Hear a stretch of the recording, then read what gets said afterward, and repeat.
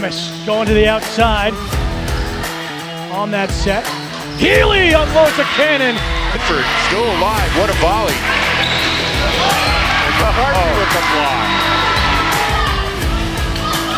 Here's the tip. Played by Bedford. Nice kill from Connell. Final hit for that game-winning point. Allard. And there it goes. To McCarthy. There it Gets is. the win. There it is. Lana McCarthy puts it away.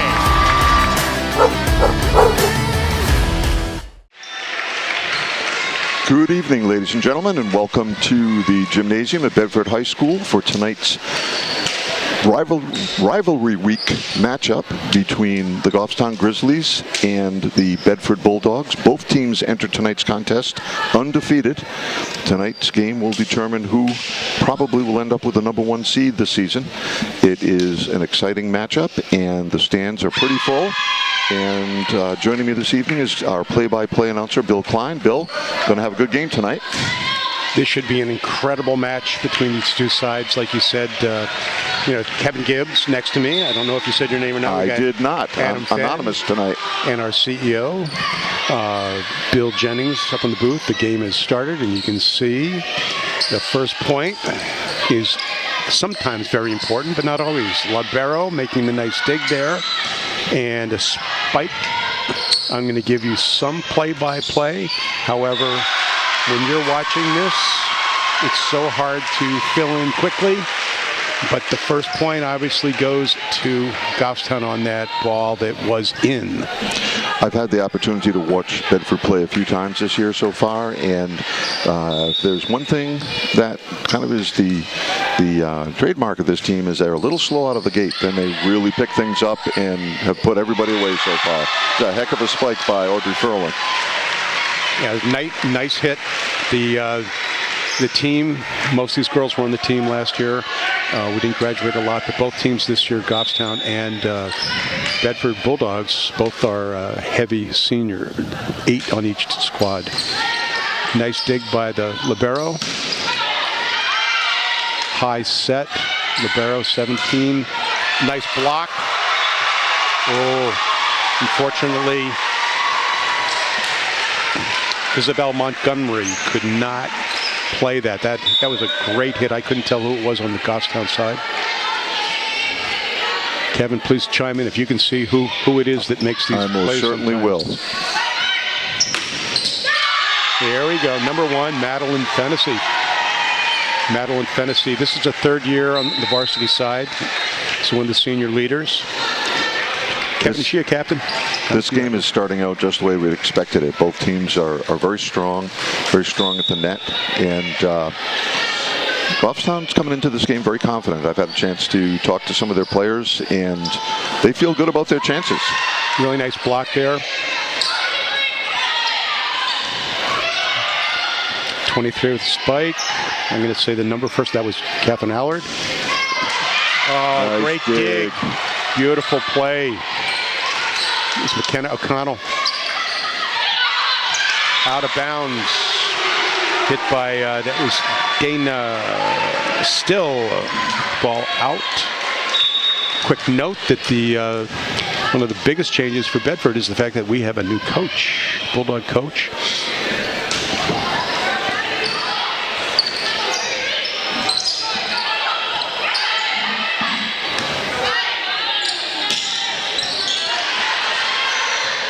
Violet Sadly, nice effort to finish it. And that's going to be a point. Nice. Violet Falvey on the spike. Yeah, you mentioned the fact that we have a new coach here in Bedford. Naomi Rastati came up from Connecticut, where she was a very successful volleyball coach down there. She's new to the state, new to New Hampshire volleyball, but not new to the sport. Nice spike. She's pretty much picked up where Anna McGann left off. Anna, of course, after 4 extremely successful years, is now the women's volleyball coach at St. Anselm. And brought an 80-game winning streak into this season, and Naomi's squad has won the first 8, I believe it is, this year to keep that streak alive. Correct. Naomi actually did coach at John Stark last year, the girls and the boys. And at this point, we got a 4-4 tie game. There have been a few substitutions, not many, but this is one of the subs that came in. Nice dig. Nice set, and wow. Powerful into the net. Side out goes to one thing that you'll notice Bedford. with the Bedford squad, I was at the game Monday night at Wyndham, and 10 players played a lot. The substitutions were fast and furious and constant. Aubrey Byer just went in for Audrey Furlan, and Aubrey's going to serve. Mel McCarthy also just came in. Oh, nice. Backline player, number 2, Adeline Normand, was not able to make a play on that serve, so we're going to see another serve by Aubrey. This is one of those sports where you just change the rules over the years. You get a point on every service, whether you're the team serving or not.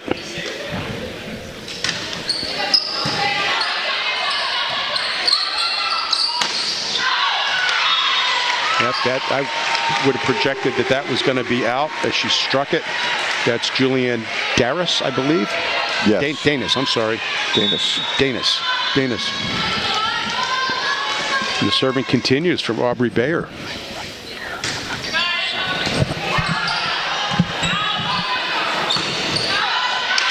And again, it looks like Goffstown is attempting to place those hits, and they are just a little outside. Aubrey's fourth. It's 8-4. It's a nice serve, nice soft serve. Off the hands, a touch there, but nice set. And I heard a whistle. We have a net violation by Goffstown. Yep. So in spite of the fact it would have been their point anyways, it looked to me. And a timeout, Goffstown. Quick mention that this week, since we haven't had time to say anything, Kevin mentioned this is the Goffstown week. The week's been, so far, all in favor of the Bedford side, our Bulldogs, with the record of girls soccer 8-0. They beat the Goffstown girls 1-0. Boys soccer, 6-0-1 record. They beat the boys just last night, right? Last night. Oh, these were both yesterday. It was a boy-girl doubleheader last night. 3-0, yes. right? Field hockey. Are you ready for this? Biggest win, 8-0. For the girls field hockey team. Bulldogs winning that one. They've got a record of 8-1, which is excellent. And then, of course, the volleyball tonight. And Friday night, it's wrapped up with a Friday night football game, 7 o'clock here at home. Bedford is 3-0, and the Grizzlies are 1-2 going into that match. How did that work out last year? Well, the boys were undefeated, right? So they won. Bedford won pretty handily last year, and they are rolling this year. They've scored 35 points a game in each of their three games so far. And we're back to Audrey with the service with the score 9-4. Oh, libero for Goffstown with an error on that, not returning the serve. Audrey again, that's Tegan White. And if we have a chance, we'll explain to you a little bit if you're not aware of the different play restrictions with regards to the libero. Oh, nice blocks, effort by Bedford. However, the spike was successful out of towns for point. Gosford 10-5.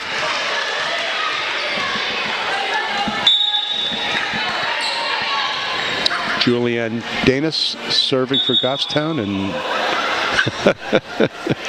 a little over-exuberance at the scorers table. Had a little national anthem redo there. So this is an opportunity to mention the difference between last year's team and this year's team. The outside hitters, both of whom are now playing in college, and we'll talk a little bit more about them shortly, were almost unstoppable. I think that's a role that the Bedford players are still kind of working out a little bit. And of course, Lana McCarthy, Gatorade Player of the Year in volleyball, and pretty good basketball player too. Held down the middle blocker, set all sorts of state records. That last point, unfortunately, Bedford could not return after the 3 touches. Allard missed. Nice dig there by Violet. Great spike, heavy spike. That was Catherine Allard putting the ball away. Bring the score back up to 11-7. Just a 4-point difference. So far this season, by the way, the 2 teams, Bedford has only lost 1 single game out of 8 matches. Goffstown 3 games lost out of their same 8 matches.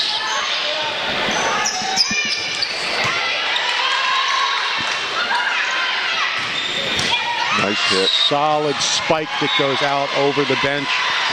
Spike by Catherine Allard. She's a senior, one of the top players from last year. And I will tell you, I don't think I've ever heard her called Catherine. She goes by Kate. Kate.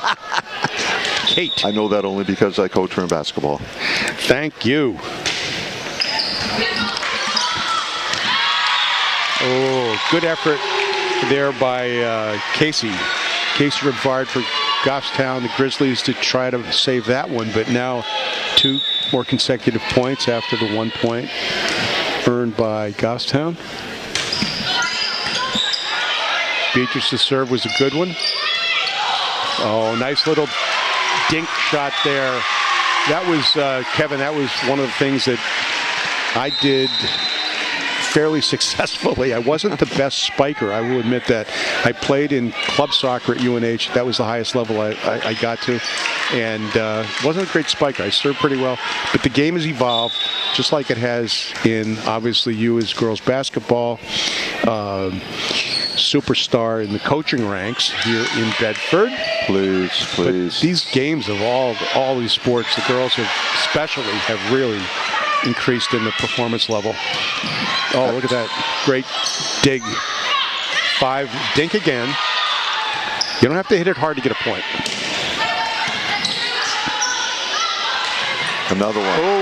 You know, a lot of the game now is scouting and tendencies, and it looks like Goffstown has kind of read a little bit as to how Bedford plays at the net. And they're mixing up the types of shots. Most definitely. It's different. Part of that, though, is because of the ball placement being fast and hard from Bedford. That was Peyton for the Grizzlies that scored that last point. Oh, what a great block.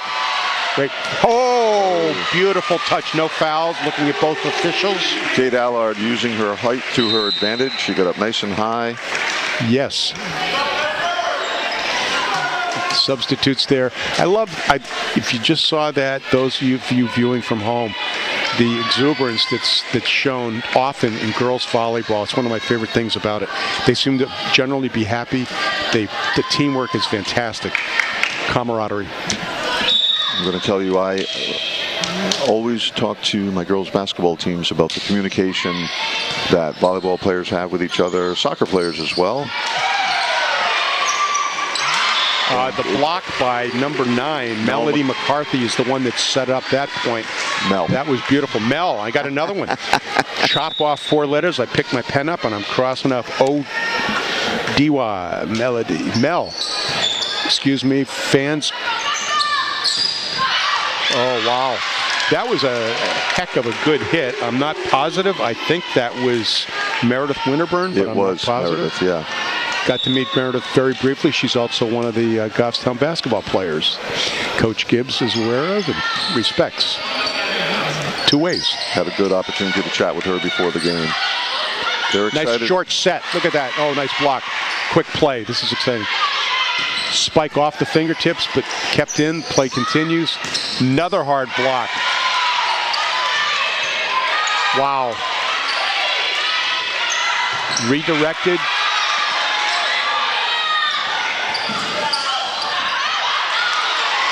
What a rally.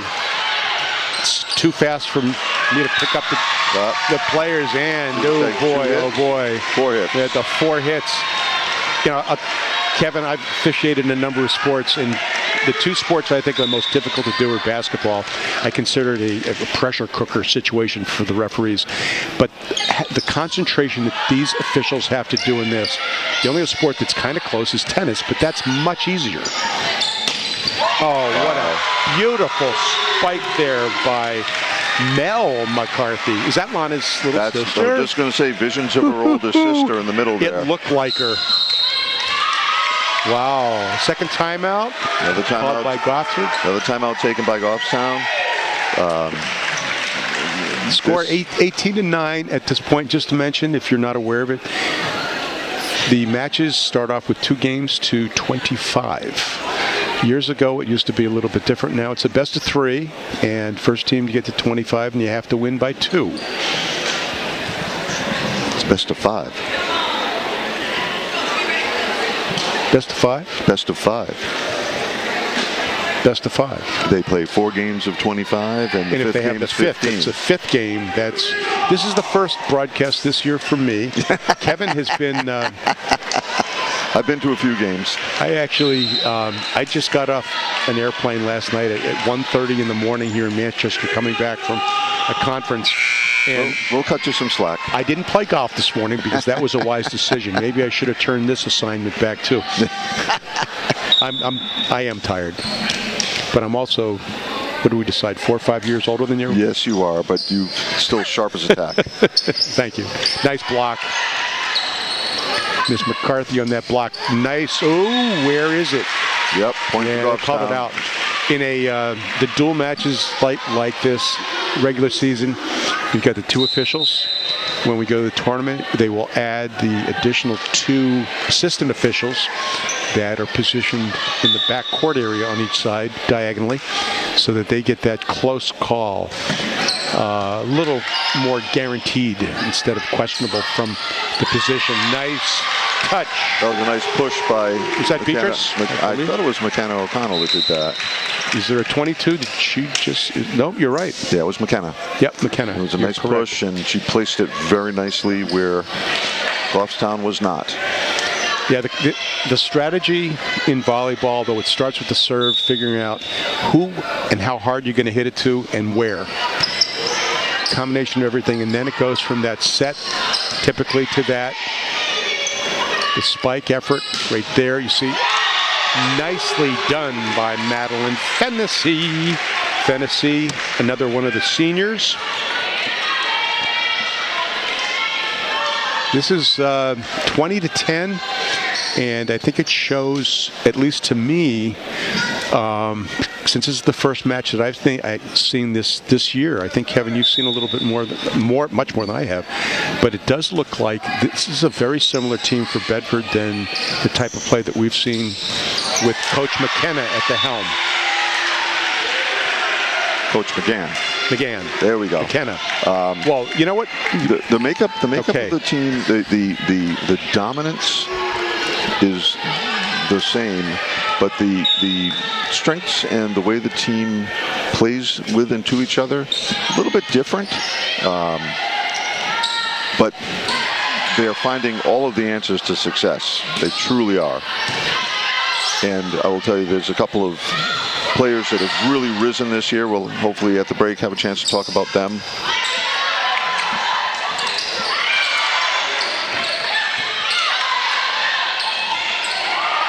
Audrey Furlan doing a ton of work in the middle there.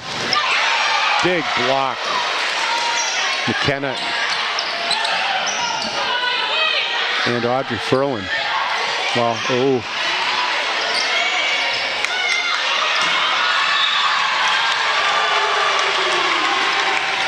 Four hits is the call. The Bedford girls are really setting the tone in this game. Looks to me, Kevin, that the Grizzly ladies are really working extra hard to keep that ball in play. They're giving it everything they have every single time. Oh, wow. That was a nice Holy cow. Julianne Danis, great finish on the spike on that. 21-12. You get four points, right? 25 minus 4, or 21 plus 4 will be a victory in the first game. Oh, well, you don't see that very often. But again, any idea how quickly that ball is being served? I've mentioned before that last year, the speed at which the volleyball is served in some places, college and above, it can be well over 100 miles an hour. Whoa! A little bit of a run here for Goffstown. That's their third point in a row. Isabel Montgomery made a nice effort to dig that out by diving. They've all got knee pads on to help the contact that's made.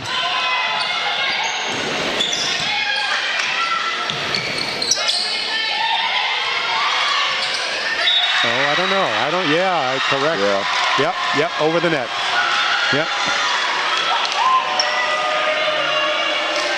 I know the assistant official, the floor official on this side, and she talked to me when we got it started, and I saw her again. I haven't seen her for many years. She used to work up at the NHIA office. I'm not sure whether she does or not, but she's one of the top volleyball officials in the state, and she's been talking to me. She said, Bill, you really should make a comeback. And I said, no, I'm sorry. This game is too quick for me to be able to officiate. Wow, nice play. Ooh, I was going to say that looked long. Unfortunate. But the striking, the timing of their jumps, the setting to each other, and it's funny because it mimics to a certain extent the way a soccer match is played, where you're sometimes putting the ball into a space where there's no one. And there's a player that you know is headed there. She's going to be there. Right. And they are. 9 out of... Ooh. The Isabel...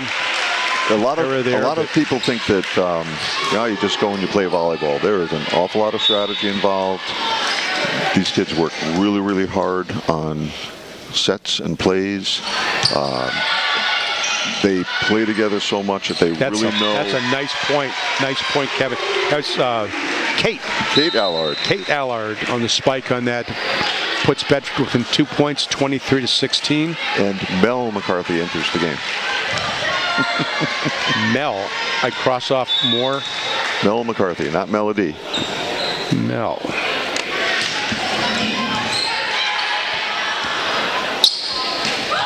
Oh, nice dink. Nice touch. That was, I've said her name more than once. That's Julianne Danis, who has a nice touch in that. She's reading where there's space to put it into. Not space to pass to, but where to get a point. Nice serve. Nice set. Miss McCarthy, nice hit. Whoa. Ms. Julianne is doing things up. Unfortunately, we don't have any stats from the Goffstown team, but I would be surprised if, as a senior, Julianne is not one of their top players. She may have played soccer based on that little touch she just made with the ball. I did the girls and boys soccer game last night. There's no crossover there. There is some crossover with the basketball teams. Look at this. Oh. One of the things years ago, used to see more carry calls than you see now by far. Yes. Still see in the tournament last year, I saw more two-touch calls than I had seen almost like the entire season. Well, also you have the extra officials. They're really keeping an eagle eye on things. They're nice also set here.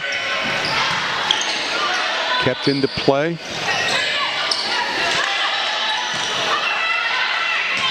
Nice. Very nice. Kate Allard, another point to win that first game, 25-18. Yeah, that was a very emphatic way to put the game away.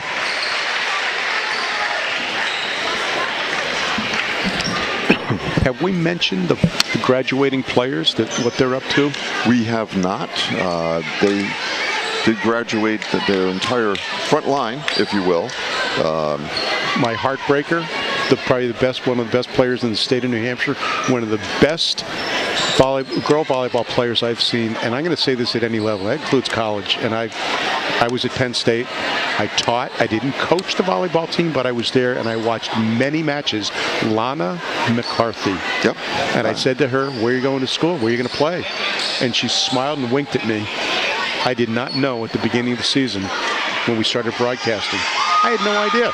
Kevin, you finished the story. I've known Lana since she entered this earth. Her family are neighbors of mine, and Lana is probably one of the most special basketball players that we've ever had come through the state of New Hampshire. She is now at Purdue University and is playing extremely well. They went on a team trip for 3 exhibition games over in Spain and Portugal this summer, and Lana did not miss a beat. She works on her game tirelessly. The amazing thing is that she was able to maintain the ability to play at an extremely high level in 2 sports for 4 consecutive years in high school. And as I mentioned earlier, she was the Gatorade Player of the Year for volleyball. Not for basketball, but for volleyball. There was a pretty decent player up in central New Hampshire who now toils for the University of Miami down in Florida that won it 3 consecutive years. But I can tell you that Lana, I think by the time the smoke clears, will have a much more storied basketball career than anybody that's come out of the state of New Hampshire. Hey, quick note, just let me add here because we don't have much time left. I just wanted to mention, because the fact that Anna McGann had been so successful here, 4 consecutive state championships. We're looking for 5. And Anna, as the head coach up at St. A's, is doing well. It's Northeast 10 Conference. I believe they're 5-7 right now. Yep. And they only have 1 New Hampshire player. It's a girl who is a freshman from Alvern High School. I'm kind of betting that St. A's may pick up a few more New Hampshire players, maybe somebody from Bedford in the near future. I wouldn't be surprised somewhere along the way. She did an awful lot in terms of player development, and one of her players from last year is now playing at Pace, a Division II school down in New York. Another one is playing at Fairfield, both of the outside hitters, O'Connell and Healy. And there are obviously some kids on the floor tonight. One of them, I can tell you, was already committed to play college basketball. That's Kate Allard. She committed to Boston University a few weeks back. So she'll be continuing her basketball career in college. But I wouldn't be surprised if a few other of these seniors end up playing somewhere next year as well. And in terms of, although it's not a Goffstown rivalry, oh my gosh, look who just walked in. Oh my gosh. Here we got Jack. The legend herself has walked in. And Anna, oh my gosh, waving up here. I don't know if Bill Jennings was able to get her. It looked like he did. Good job there, Mr. Jennings, CEO, Chief Mushquat, if it was an Indian squad we were conducting here.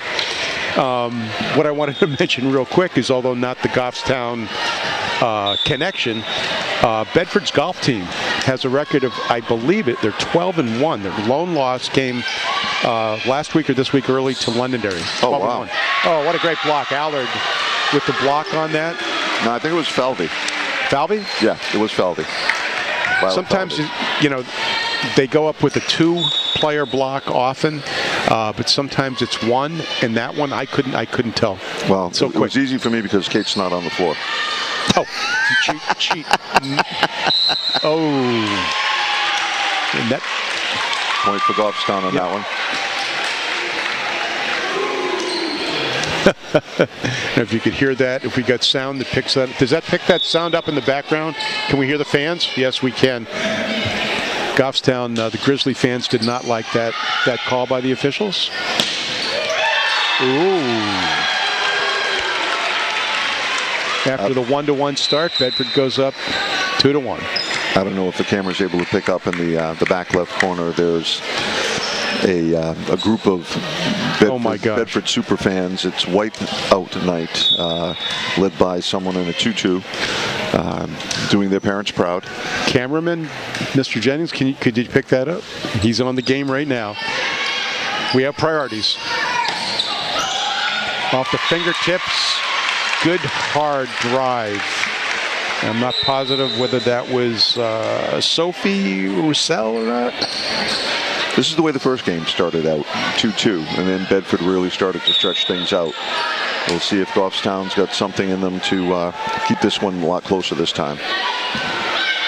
Nice dig. Fennessy, and then bump set. Fennessy again, setting it up to, oh, that's going to drop in there. That nice was Kate job. Allard. that was Kate Allard with that. Kate Allard, yep. Yep, nice swing of the arm. The coaches talk about one of the instructions that they work on in preseason, especially when you have a new player moving up to varsity, is the arm swing. Yep. The entire stroke. It's like golf. You don't want to just, make a small motion. It's got to start from down below, move up and through the ball. Nice touch. If that landed in, it is point. 3-3 tie. And then I think that was by Sophie Roussel on that left side.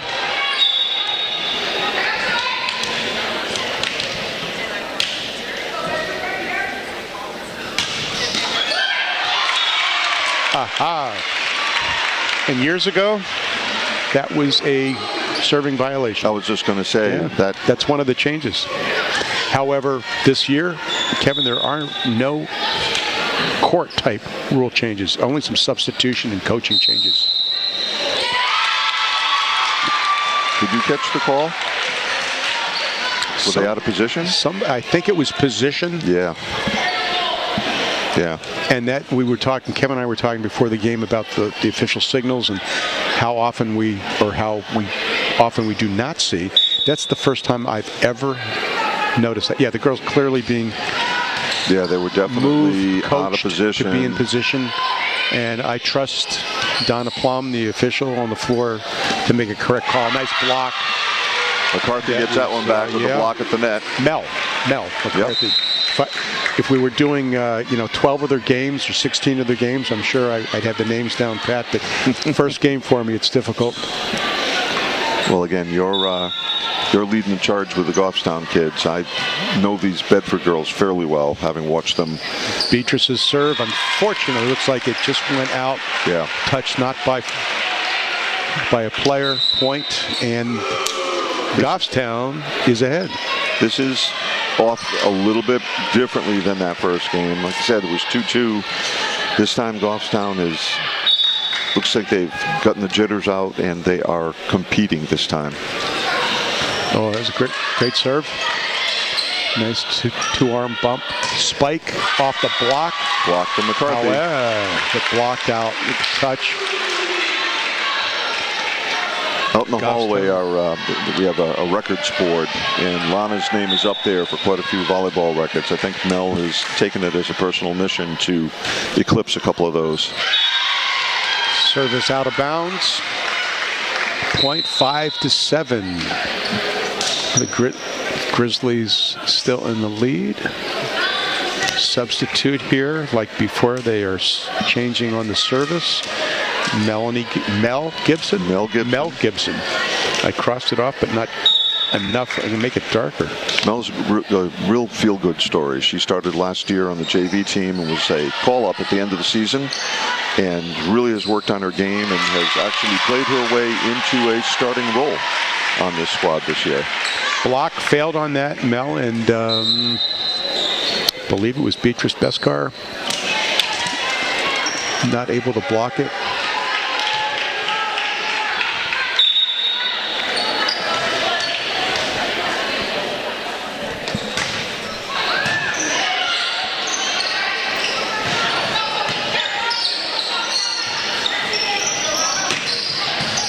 Wow. Julian wound up on that spike. Nice hit, but Fennessy with back over and a nice little tap. The touch at the top there, yeah. Mel coming out. But the libero and Audrey Furlan, kind of an unsung hero with this team. Audrey has been a rock for this group for years, and she's already made her presence known quite a bit in this game. Nice tonight. dig. Oh my gosh, beautiful spike, block.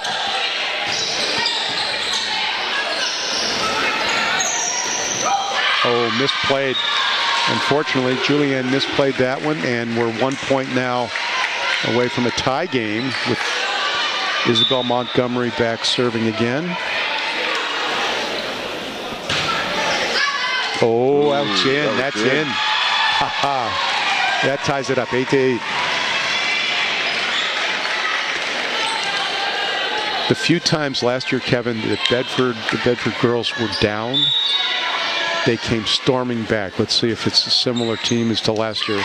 Unfortunately, that's a bad start with the ball going. Yep. See, it was a momentum killer. Yeah, I know. Jinxed them, man. Harry and I last year, he used to elbow me, I think, or something when I'd say something in the next point, and it definitely happens on the soccer cameras and microphones. Oh, nice back set. I think it touched the fingers. No? Nope. Nope. I thought it possibly did, but I think they were a little closer than us. I think they were able to see there was no contact there. And they're both younger than us. Did you notice that too? Younger than you, I know. Oh, wow. No, you never like the service going out. I know that my granddaughter over in Londonderry did not make the varsity team. And I met 3 Bedford mothers with my oldest daughter that are here in, obviously, as I've said, here in Bedford. 3 girls that didn't make the Bedford team, and the 4 of them will be playing together this winter season once the high school season starts. And the mother said, so, Mr. Klein, obviously, because I'm like 40 years older than them, Mr. Klein, when we play Bedford, when Londonderry plays Bedford, because they're a Londonderry team now, who are you going to root for? I'm going to leave that one unanswered. Oh, that doesn't happen that often, but unfortunately, the set by Elizabeth Montgomery was a little too far and made it easy for a ball coming at a Goffstown player to finish it off and get back up by 3 points. This is the largest deficit of the evening for Bedford. It's one of the largest deficits probably of the season. Pinkerton had them by, I believe, 12 in the first game they played a couple weeks ago. Low set, blocked out for a point. I wasn't at that game, but somebody told me it was 17-5 at one point, and then Bedford found the groove. Wow. Kate's back in. Substituting in for Mel.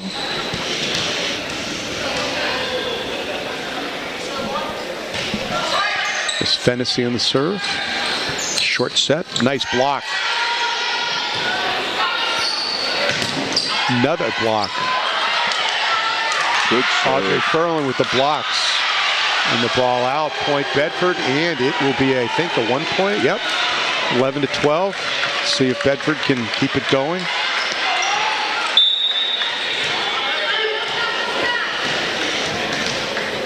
Another service by Madeline Fennessy. Bit of a screwball there type serve off the fingers. Nice spike finish there. Grizzlies go back up by 2 points.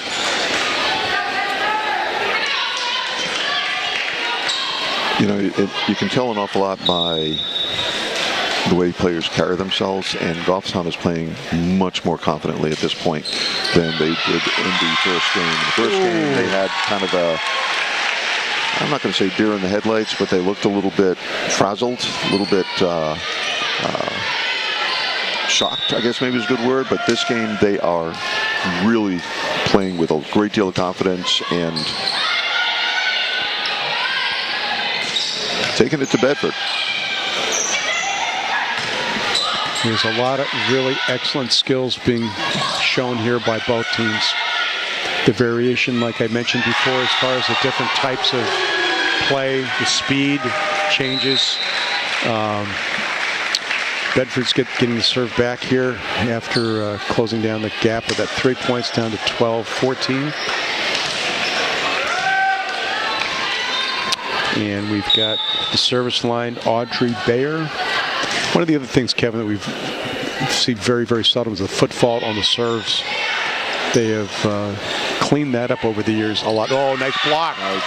Nice block. I think credited Violet. I think that was Violet Falvey. Violet Falvey, yep. Nice simple block.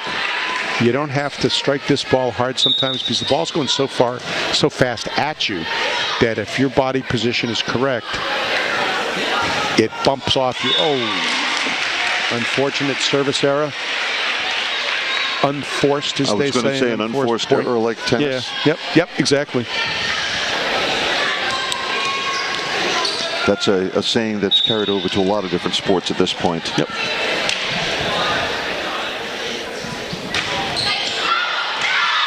Bedford side. That was an easy one. One of the things that could be a really tough decision for the players in the court, or whether or not let that ball go long or play it.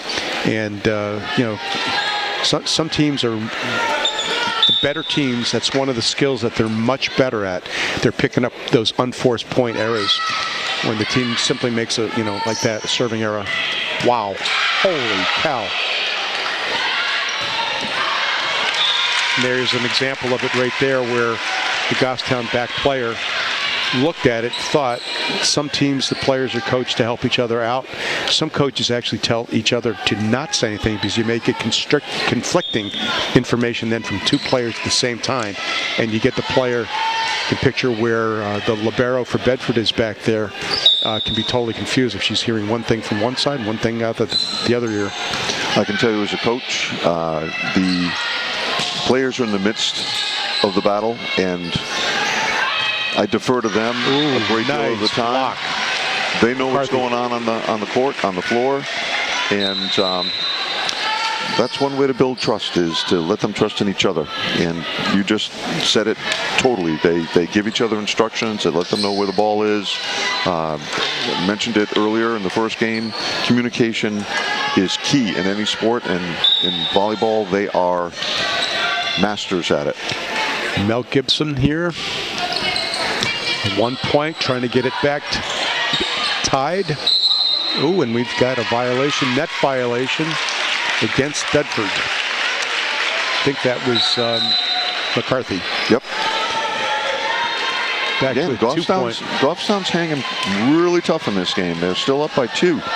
Kevin, what you were just saying, I wanted to mention that when I first met Anna McCann, I asked her what one of her primary coaching concepts was, and in fact it was what you just said. She said, I coach them in practice. When the game starts, I send them on the court, and even in between, when they're off the court between games, I don't say a lot. They know what their jobs are. I just try to motivate them to do the best they can and work as a team. Oh, that's very much the case. If they aren't ready to play by the time you finish practicing or game prepping, that's on you as a coach. That you've done everything you can, then it's time for them to execute in the game. Absolutely. So an unusual timeout taken here by Bedford. Down 4, 19-15, kind of late in this game. And this, I probably am going to speculate, is one of the first times this year they've been in this situation. As a coach of a few years myself, I can tell you, you want your team to face some adversity. That's how they get better. That's Absolutely. how they learn what they can do in terms of coming back from a deficit. And it's also a great opportunity to learn some humility and what you need to work on to continue to improve. Exactly. A lot of times, Kevin, coaches would prefer to go into the finals of a season already having experienced a loss. And then you get to so you don't have to worry about losing for the first time. You've had that experience and you bounce back the rest of the season. You got to the finals and there you are, and do it. So here we go after the timeout, score 15-19. Goffstown with the serve. And again, the Bedford is called with a positioning violation. My goodness. Coach is confused. I think she may. I wouldn't. If I were her, I'd walk down and get some explanation. They were positioned wrong by player numbers. And the officials going out and explaining what it was. This is quite unusual for it to happen. I have never ever seen this. But what I feel is that is that probably, and I have a lot of respect for this official, that she's actually, this is high school soccer, yeah, it's high school sport. It's an extension of the classroom. I've said it many times, maybe not that often in here, but it's a teaching opportunity in many ways. Oh, most definitely. And the officials can be part of that. And look at that. That's interesting. After that, you'd think it'd be the other direction, if anything. But that was amazing. It was beautiful.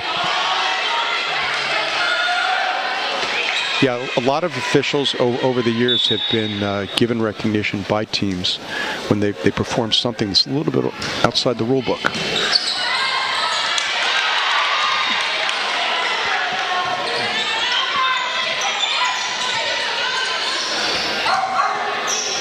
Nice set. That's a And good, it is good no out. hit Did by not Gibson. touch the fingers. It was really close. That's one of the ones, if we had replay, I'd want to call for it again, but obviously we don't have that. And we don't have the time in volleyball even to bother with it.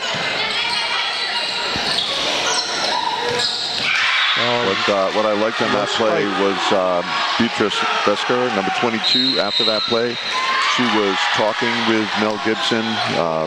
B has played for quite a few years, and Mel, as I mentioned, is new to the varsity game. And she went over to her and was making the motion about, talking with her, using her fingers to show talking. And it's a great teaching moment from a veteran to a newer player as well. On-floor leadership is critical for teams to win games and win championships. Speaking from first-hand experience, the coach is there. The players are the ones that make it happen, and they are the ones that motivate each other. Restarting here after the timeout with a 2-point difference. Goffstown is 5 away from winning this game, 20-18. Fennessy, the good serve this time. Libero to libero, and a hard serve off the fingers, but a nice save by McCarthy and a nice finish. Who was that? I believe that was Maddie Fennessy that hit that. That was a perfectly directed spike.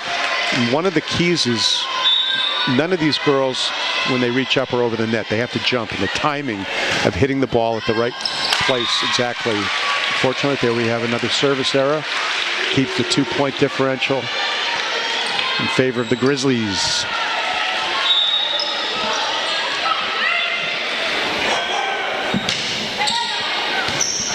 Dana still with the serve.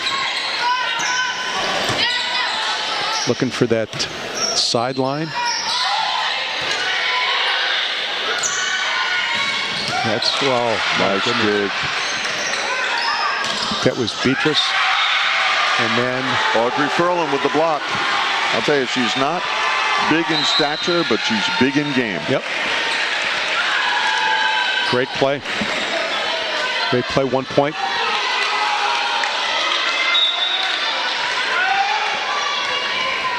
McKenna O'Connell, the service.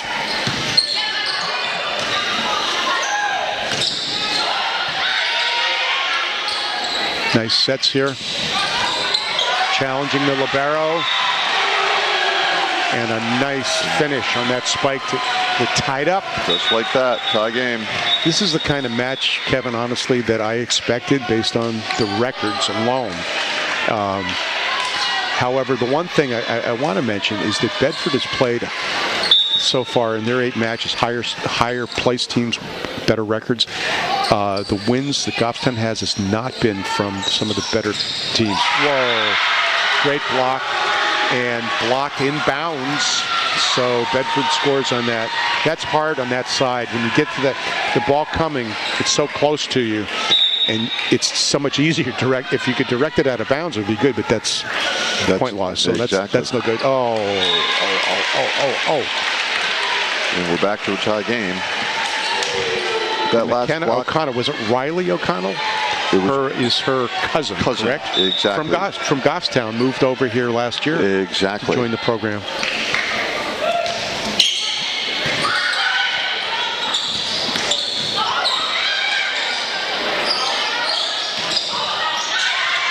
Nice soft set.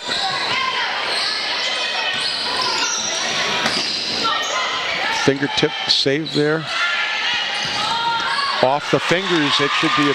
Oh, I thought it was touched. No. That was definitely... Want my glasses, man? I feel like I'd like to be further back to be able to catch that.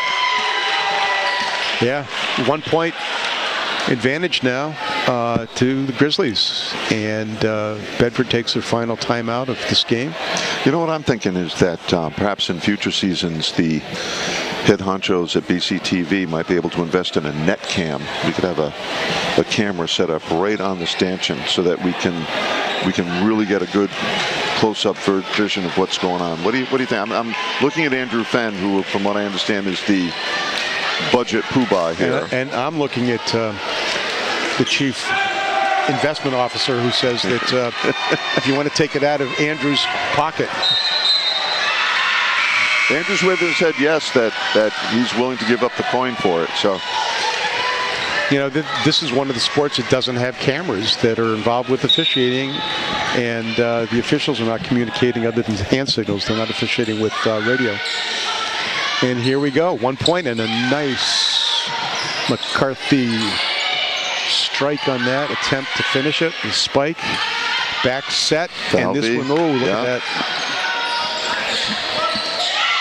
Nice placement. The dink. Nice placement. Julianne Danis. Saying her name a lot this evening. Yes, I have. I'll tell you, Goffstown parents, relatives, wherever you're located, if those of you that watch this again, she's a player to watch. 24-22. Nice set. Oh, well.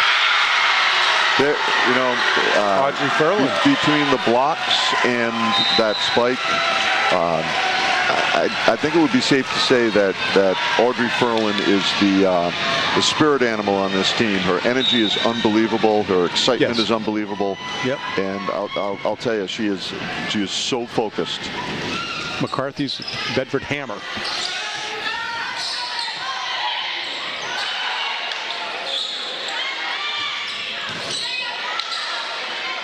Excellent play. Nice save by Fennessy on that spike. A little back and forth there. Nice set. Oh, wow. My goodness. Out. And we are tied at 24. Oh, there may be a violation. Oh, it is a violation. Was it a double hit? 25-23. Only the captain can speak with one of the court officials, and the captain is doing that right now. McKenna O'Connell went to talk, but did not put up much of an argument. No, and apparently I didn't see the Bedford coach. Apparently it was a double hit. We saw the two fingers go up. Yeah. This is, correct me if I'm wrong, this is only the second game that Bedford has lost all year. That is correct. Yeah. They lost one to Salem way back on September 9th, and it's been a string of 3-0 sweeps since then. That's until correct. This very moment. But yeah, it's actually what you would expect to see with two teams that are undefeated going into this evening. What I really like, and I'm just going to, you know, I look at expressions of players, the emotions. Number one, the emotion shown by Audrey Furlan in terms of leadership is amazing. I also like the fact that Coach Varsity, I hope I'm pronouncing it right, showing an awful lot of patience, and she's not getting overly excited. Yep. And right now, the upperclassmen are doing a whole bunch of the talking in the team circle. So, speaking of the Bedford coach, I don't think that we mentioned this yet. That so she moved up to New Hampshire last fall, and that's when she got involved, and that's when she became the Stark high school coach. Then she was also an Alvern JV girls coach. When she first got right up here, now, Kevin. No, she was actually a varsity assistant. Varsity assistant. But now at this point, she is now teaching at Goffstown High School. Yes, I think that has part to do with her say a little bit of nervousness maybe. We don't know her that well yet, but it's coming in with the record that she's come into, Right. this program that still has a team that has every probability of winning a 5th consecutive state championship. There's some pressure as walks in Bedford High School principal Bob Jacokis. But So I'm going to throw a name that probably nobody in the listening audience will even recognize, but there's a gentleman by the name of Gene Bartow. Give you a moment to reflect on that. Gene Bartow was the coach at UCLA after John Wooden had won, 11 consecutive national championships. not a basketball guy. It's a tough thing to follow a legend, and dare I say it, Anna McGann has been a legend here at Bedford. She has taken this volleyball program to heights that it has never seen before, and was rewarded with the opportunity to coach a very strong D2 program, college program over at St. Anselm. Back when I was coaching soccer, I had the exact opposite situation where I went to 2 programs that had very poor records, and when I was brought in, they were praying that the coaching change would make the difference. And I saw some of my players last week at one of the Bedford boys games, a 61-year-old and a 62-year-old, one of which was a superstar player for St. A's from Merrimack High School. And our the 6 years that I coached boys soccer, we had better records, but we were still challenged with a program because of everything that's going on in the community, the support, and the youth programs. Bedford has a fantastic support program, as does Londonderry. Londonderry this year doesn't have that great of a team, which is odd. Hollis Brookline, got to mention, that's been the arch rival of the Bedford program. I have heard that they're a little bit. I have heard they're a little bit down this year. Last year they had a lot of seniors. That was one of the things I think definitely affected it. I believe they have the same coach, but is this on camera, Bill Jennings? Did you catch that? Beautiful thing. That's what I mentioned about the spirit of these girls, winning or losing. They were doing that when they were losing. It doesn't matter to them. They're out there having fun, and that's what high school sports should be. Most definitely. All right, Goffstown's going to start the 3rd game off with the serve.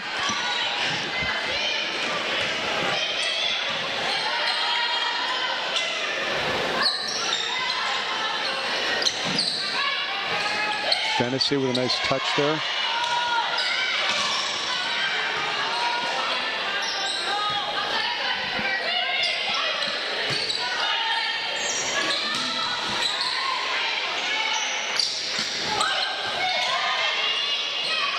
Uh-oh. Wow. Nice block by O'Connell. That could have gone either way. That's it. Oh, my goodness. Point to Bedford. Double hit. We had a single finger and a 5-finger, so I'm not quite sure what that designation was. A player number on the court. Number 15, a 1 and 5.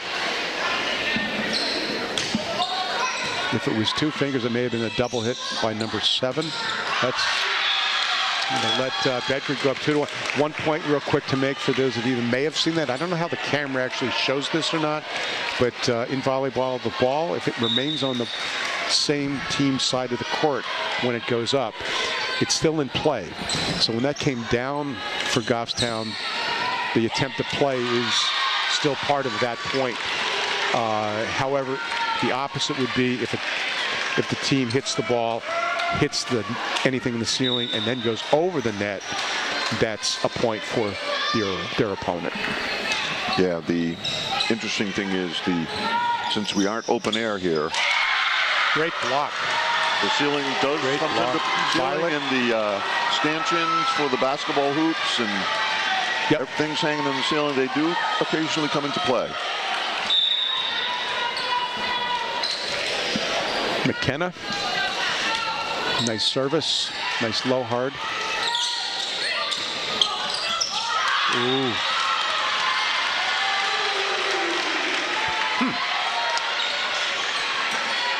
Goffstown coach was walking down, wondering if he wanted to question that one, and I think, not sure. That looked like to me it was in. But we're looking at a 5-0 run here, Kevin. This game is definitely getting off much differently than the first two. Oh boy. 6-0. Maybe that was the wake-up call that Bedford needed, losing that second game. I was just watching, as you mentioned that, I'm looking at the entire Goffstown team down there, and the coach was walking down the line to signal for the timeout.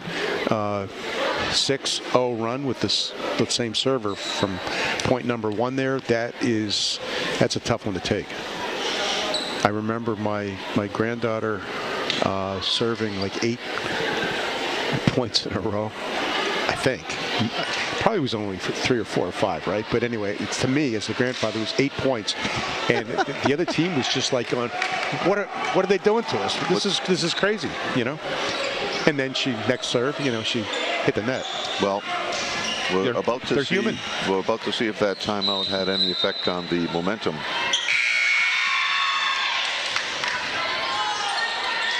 McKenna, 6 points off of her serves, not directly. Not any aces yet. Let's see what happens here.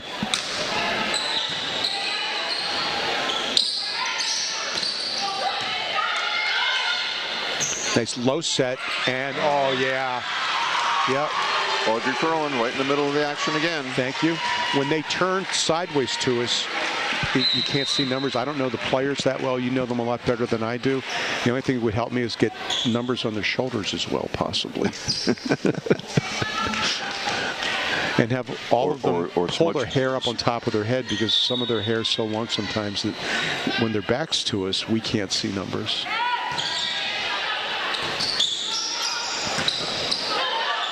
Oh, no touch over the net. That would have been the potential violation. Wow, that's 8. Say it again. I should just record it and push a button. Keep saying Audrey Furlan right in the middle of the action again. Yep.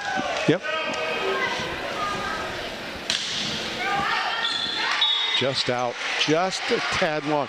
Kevin, do you remember what I just said? My granddaughter. Oh, okay. 8 services, and then the ninth attempt. You put the kiss of death on him. Yep.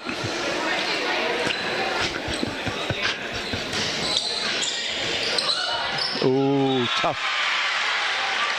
The ball, when it's struck at that speed to you, which is usually on the serve when you're just standing there, as Mel Gibson was, the hardest place to deal with it is when it's right around shoulder level, whether or not to set it with your 2 hands or what do you do, and you have so little time to make that decision. Well, and she was caught in that no man's land. Exactly. You could tell. She'd taken a step back. She could have hit it from below. Taken a step up, she could have hit it high. But where she was, it came right at her shoulders, right under her chin. A highly talented server opponent is going to take advantage of that, especially if they see a player do it more than once. They'll try it again. Ooh, great kill. Violet Falvey, was that, I believe? Yes. Is she on the court? Yes, she is. So then it probably was Violet. And that was, yes. Hey, you know what? Just when I just shout out to her. One of the benefits of doing this is when somebody comes up to us after a match, a game or something, and says, "Hey, thanks for doing that. My parents my parents are the grandparents of the player. Just watch this from California or someplace in Europe or something." And they've got to see one of these games, and thank goodness that Bill Jennings and Andrew Fenn and the rest of the squad over there at BCTV make this possible, because it's a beautiful thing. Oh, great block. I can tell you during COVID, when we weren't allowed to have fans, all of our games were broadcast one way or another. Yes. And we had people from as far away as Turkey watching some of our games, people that were away on business or relatives. I know for a fact that Mel McCarthy's father is away at a business meeting tonight down in Pennsylvania, and he's tuning in. Lauren Fox, one of our broadcast partners for girls soccer, said he was going to have to watch a game on the road, and very much looking forward to it. And I hope that BCTV is covering that game that Lauren will be away for. I can't get a reaction from Bill Jennings or Andrew whether or not to confirm or deny that possibility. They're closely monitoring other things. Actually, Andrew's playing Angry Birds on his computer. You must not be listening to me. No, I was. I'm looking at this No, I call said Andrew. over here. No, he's definitely. Yeah, I think he's. Is that Mark's the Mako ball game or something? The official's going to explain the violation. Bedford had something about the service, and I don't know what it was. And I didn't see a signal that I could differentiate.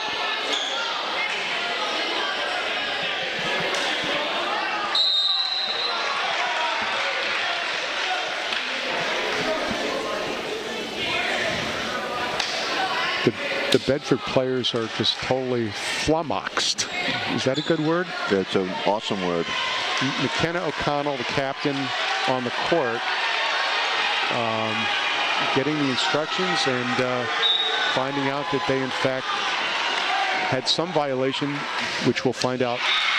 And just like the last time, when that point was given to Goffstown because of an error on Bedford's part, the exact same thing happened. Goffstown served into the net. Is it inappropriate to say that the Lord works in mysterious ways? I think we'll use the more secular term karma. Karma. There you go. Thank you. That's one of my wife's favorite words. I love it too. Oh my goodness.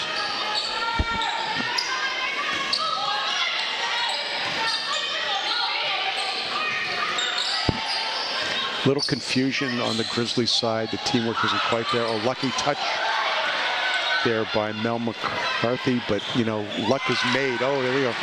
I think that's going to be 4, 5, 6, 7 hits. I was going to say probably about 42 hits on that one.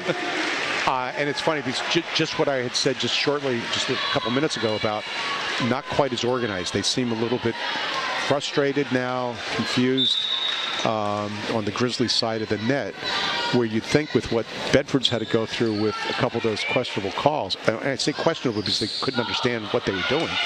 They may have been correct calls, but not understanding what it was. Bedford's fighting back. Oh my gosh. Nice reaction by Allard.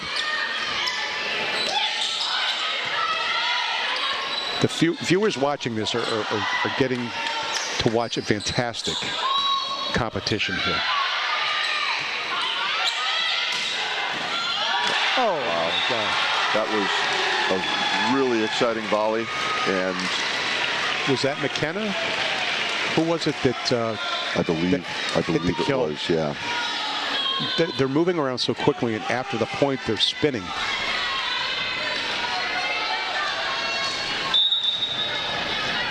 This is an excuse, but this is the first time I've done the play-by-play. And it's challenging. There's a gift, and I'll tell you, Harry does a fantastic job. He truly does. Nice. Was that Julianne again? Probably. Rock solid, chances are. Oh my gosh. Yeah, I think there's different skills for the different positions. You know, I never coached, but I refereed some volleyball. And you know, it's interesting, for all of the good things that Julianne Dennis has done, she's had a couple of those, I'll call them net serves, that have kind of killed the momentum that her team has enjoyed from time to time. Kevin Beatrice, I would expect her to use a B. And that's touched. So you see the signal by the officials clearly, and have to agree with that. That one I saw. I could see that. Well, also little misdirection on the ball. 15-6. Change direction, not misdirection, but you can see the ball change direction. Question for our broadcast team here. Is the score visible to our viewers at home? Do they get to see the score? They've turned us off.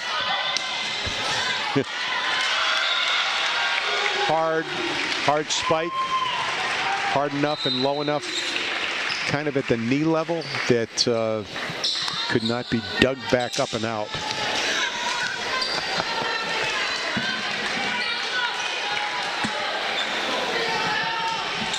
just confirmed that you can see. You know it, but we don't. It's just Kevin and I that we're the only two people that don't know this secret. 16-6. You can see the score. Nice soft set by the libero. Hard drive.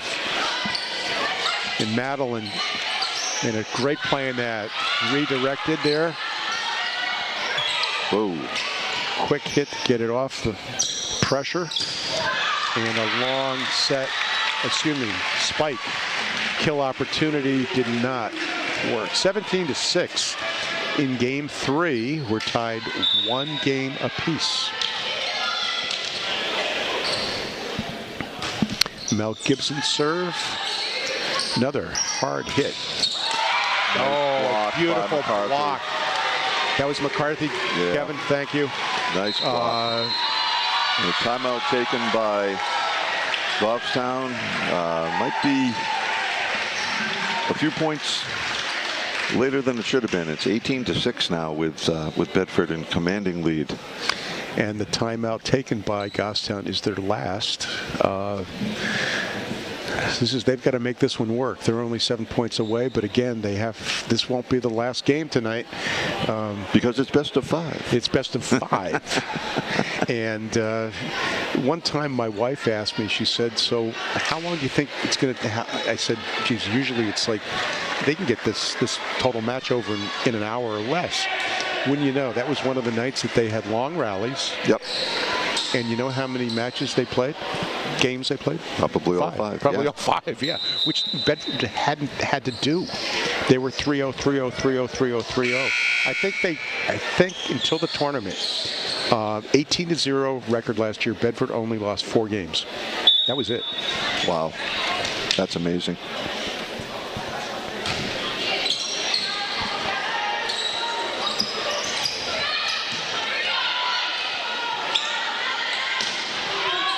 Wow. They are challenging these players, and that was Julianne again.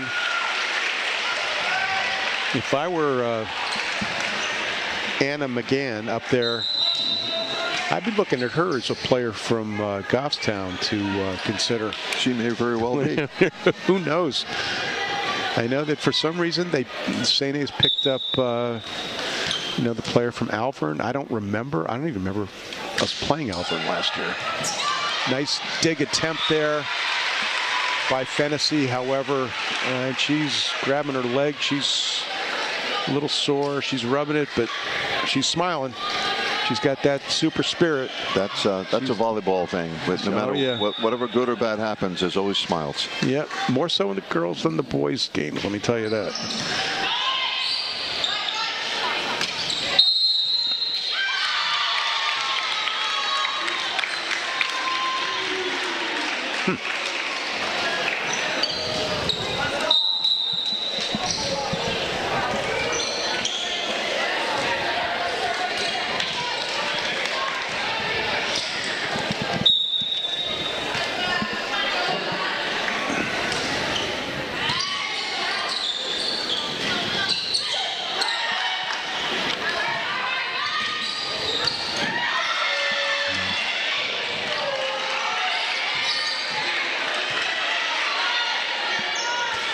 Kevin and I just took a little time out there to check the official signals.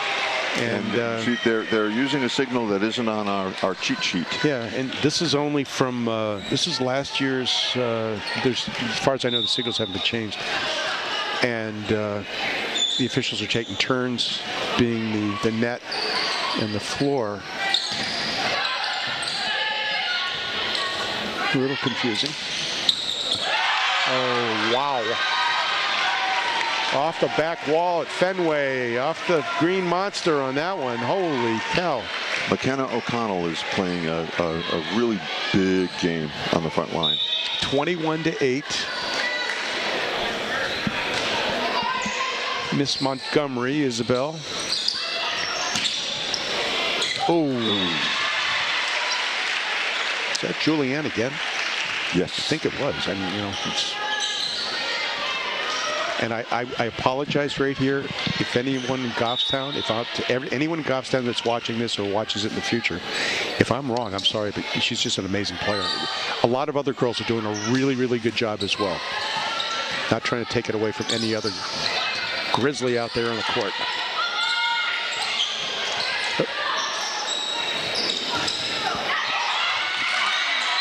And that's going to be it there, unless there's a violation. Yeah. There was a net violation.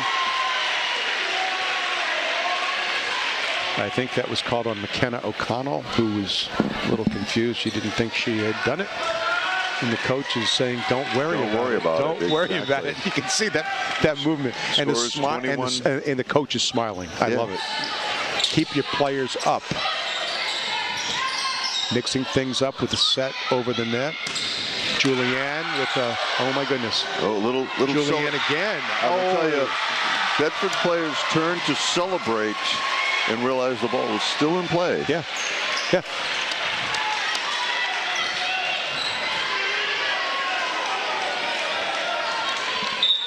And subsequently, Goffstown came away with the point.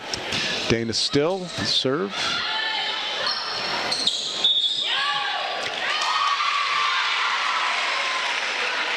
Over the net. Touch the ball over the net.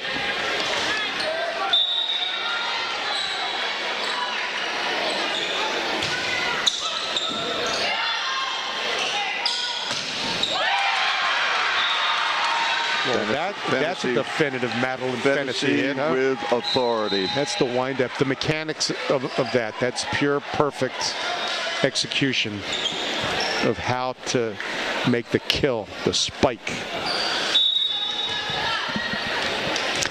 And by the way, the only people that can't spike the ball over the height of the net are the liberos.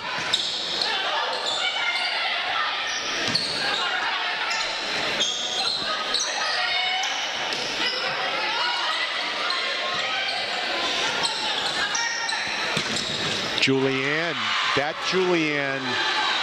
kill shot blocked by Audrey Berlin. Nicely by, yeah, back and forth. Great block. Oh my gosh. She's about 6 inches shorter than Alana McCarthy, but she plays the same position and she plays just as big. Do you measure jumps with the basketball players at all? Do you actually have knowledge of that? We don't measure them like that? At the high school level. Nice way. That was Julianne keeping that ball in play for Goffstown. Oh.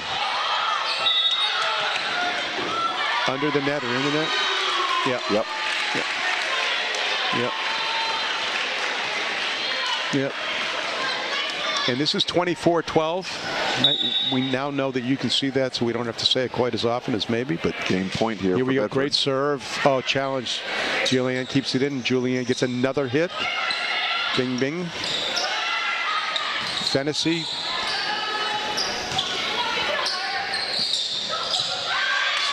Julianne challenges Fennessy again, and there's, wow.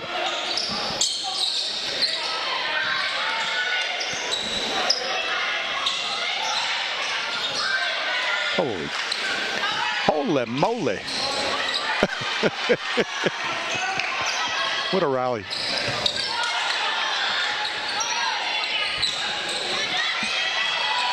Great save by Violet Talley, who's out of bounds, but kept the ball rolling. Bedford and the third match goes to Bedford. 12. 2 games, 25. 2 games to 1, 25-12.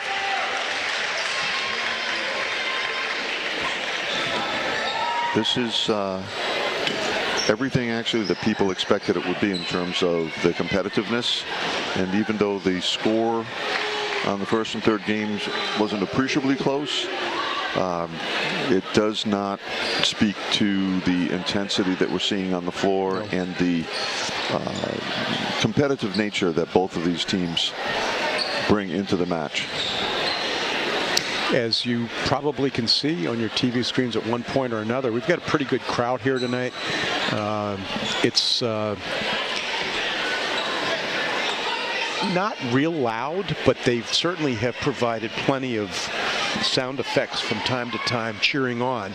And the only hisses, I think, have been a couple times when they've questioned those official calls. Most definitely. I can tell you that the front row opposite what is now the Goffstown bench is filled with Bedford boys basketball players who all were here under the impression that they were going to have a open workout tonight, but I think that's going to be delayed quite a bit. I saw the posted time as 7:30-ish. Since it's now 8:06, 8:07, I think if they get on the court at all, it'll be quite a bit later. My partner in crime here, Bill Klein, is over chatting up former Bedford coach Anna McGann, who is here taking in the contest with her longtime assistant. I must admit I don't know his last name. We just know him as Jack. And it seems like wherever Anna is, Jack's right there. I'm going to assume that he has followed her over to St. Anselm as well to help her coach over there. Bill, you just left me for a few minutes. Yeah, I was hoping to say hi to Anna, and by the time I got over there, she wasn't there.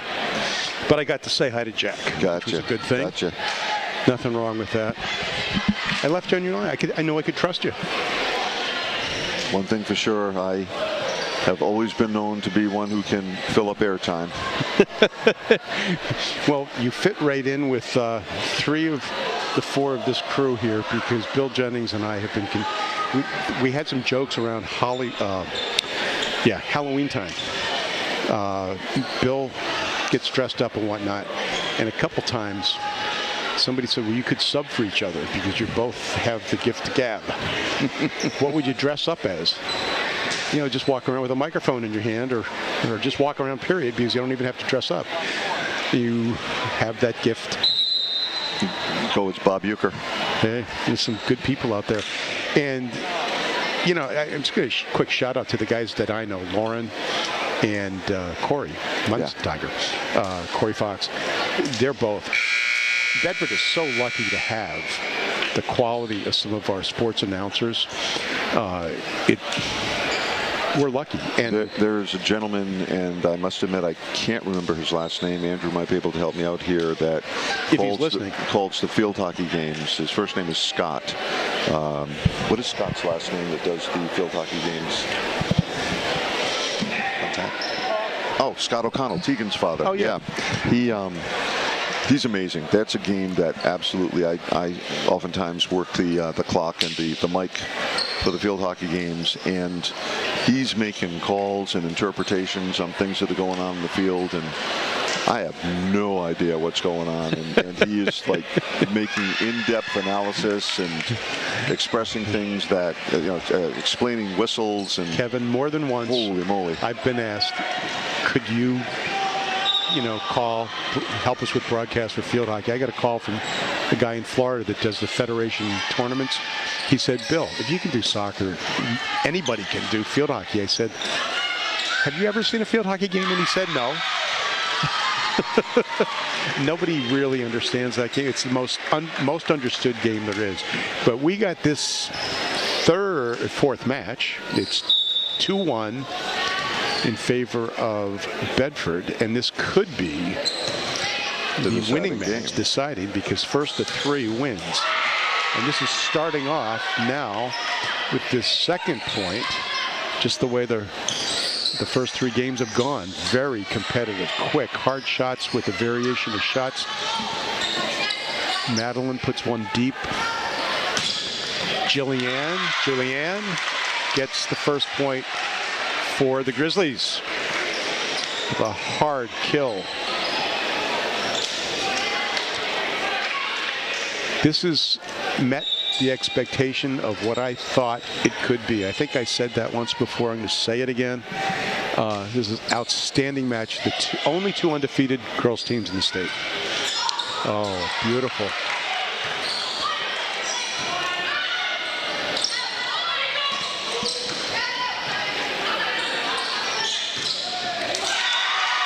So number 4, Julianne. This contest marks the halfway point of the season. Yes. And I know it's early. There's a lot to be played, and the playoffs have to occur. But I wouldn't be surprised if we're seeing the final 2 teams that will meet up again at Pinkerton at the end of the season, because there's a lot of good volleyball being played out here. Yeah, service error there, unfortunately, by the Grizzlies that give Bedford the free point to tie it back up 2-2 to start this. I would think that if Bedford can get off a run here, that could make it easy for them to finish it off with this being the final game of the evening. If not, who knows? Yep. Double hit. Double hit, yep. The officials, I kind of like the way that their spirit has been pretty positive as well. And I noticed them smiling at each other like after when they realized that was an easy one. Yeah. You know, double hit. It was an easy double hit call. Nice wow. block. In spite of the amazing arm swing there by Casey Rivard, the block was perfection. Kate Allard comes in at 6'2", and when those arms are up, she's pushing well over 8 feet. One of the things I love about volleyball, it's almost a lifetime sport. You continue playing it for years and years and years. Whoa! Kevin, did you see who took that kill shot for the Grizzlies? It was a little unclear to me. It might have been number 4. Yeah, I think it might have been number 4 again. Yeah. My goodness. Yeah, she's definitely she's the heart and soul. You've got 6 players on the court at a time. You've got substitutions and whatnot, but you know, seldom do we see that consistent a player scoring by far the majority of points over and over and over again. I have not been paying close enough attention, I guess, but has she even come off the floor for Goffstown all night? I don't think she has. Couldn't tell you. There's no requirement. Oh, none whatsoever. You know, in some sports, there's some requirements. The only totally different thing about volleyball is when they created the young lady in the white jersey, the libero. Double hit. That was really easy. Are they going to put up the 2 points and smile at each other? No, they didn't even bother smiling on that one. But the libero, right? And if you translate that, liberty. They're at the liberty to play wherever they want, and they go in and out. There's no restrictions, on their subbing. Nope. They just, as you said, they cannot spike the ball. They cannot play in the front row. Yep. They can only play off the back row. Oh, nice touch. And that was number 27, Casey again. Point to Bedford on that. Whoop. Hit the net? Yes. Yeah, she hit the net. They're making the notation under the net. One of the things you can tell sometimes is when you see the net jiggle, but that's not definitive after the play, because you're looking at it after you're figuring it out, because it looked like it was the other way around. Nice bump sets, well placed by number 4. And again, example of the smart play. And this is not just the coaching, but when these girls get on the floor, to be able to see, as that ball's being played, where am I going to hit it? Right. How am I going to hit it? Am I going to hit it harder, or am I going to hit it soft? Ooh! Allard was kind of stepping back to let it go, but forgot to bring her hand back with her. Yeah. Unfortunate. 2-point differential here, 7-5. And look who's serving. She just served the last one too. She's she's everywhere. You better make sure that there aren't more than one of her out there. That's a great serve.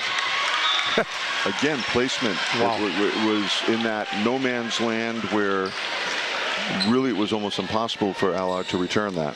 For those over the age of maybe 50, I don't know, I'm going to go up to at least 60. Remember when the primary serve was an underhand bump serve, not overhand jump?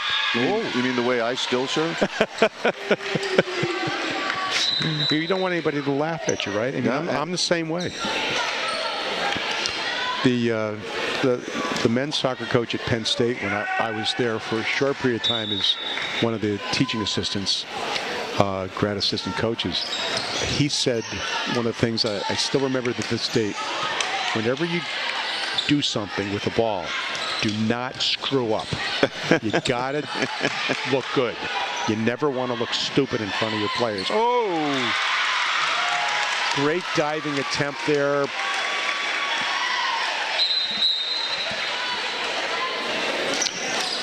So in basketball, there's a concept called read and react. And that's exactly what the Goffstown player did. She read what the blockers were doing. She reacted, just dinked it right up and over there, outstretched hands, scored the point. Two-hand set, and that tap in there. Nice dink. McKenna O'Connell with the score. Very, very nice. Hey, there. After tonight, because when we get down to the end, we're going to not have time to talk about anything at all. Bedford girls' next game is Monday, and that is at Keene, 6:15 game. That's the 30th.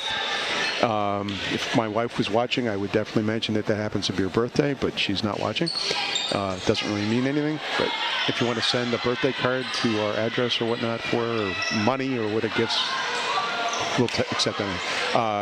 Goffstown, their next match is Portsmouth in Goffstown, 6:30 next Monday night.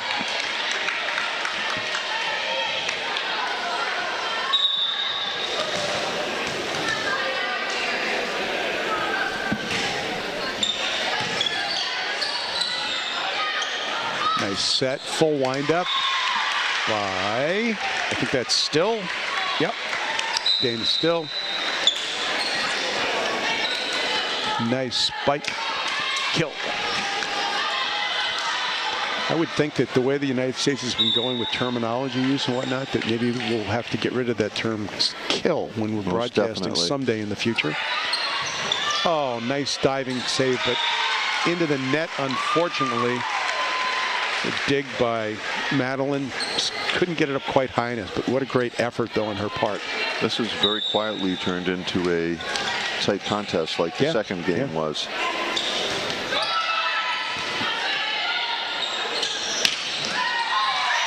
And here we go. Mel McCarthy with the power, the hammer. Nice way to get a 2-point advantage. I think that when you get a point from the dink type, a soft shot of any type, versus the big blocks or the spiking kills like that, it gives the team a little more oomph to play, you know, that next point right after that. You see the spike, the reaction in the other players' faces. Nobody can even touch the ball, or if it does, no way they can play it effectively.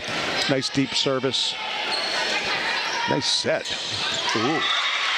Out, however. Off of the Bedford blocker's hands.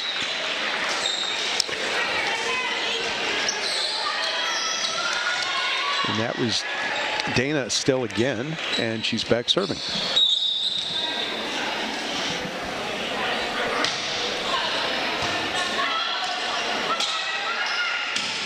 That's a good one. That's, oh no. Yep, point Goffstown was outside.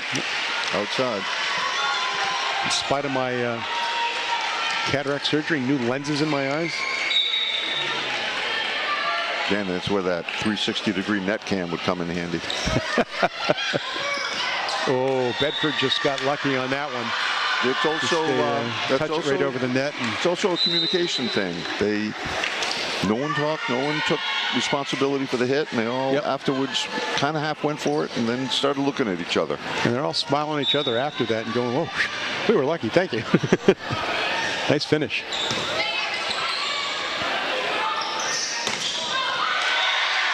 And we're tied, just like that. Yep, Julianne strikes it, and it just catches the back line. 12-12. 2-1 advantage to Bedford game-wise.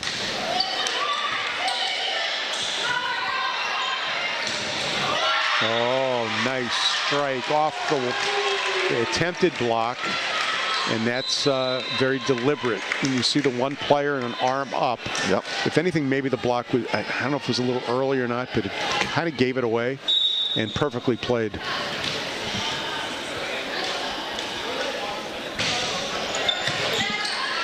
Madeline's nice serve. Same thing again. And who was that hit that? That was Julianne. I think we're looking at here. Some All-State players on the floor this evening. Oh, yeah. And she's certainly one of them.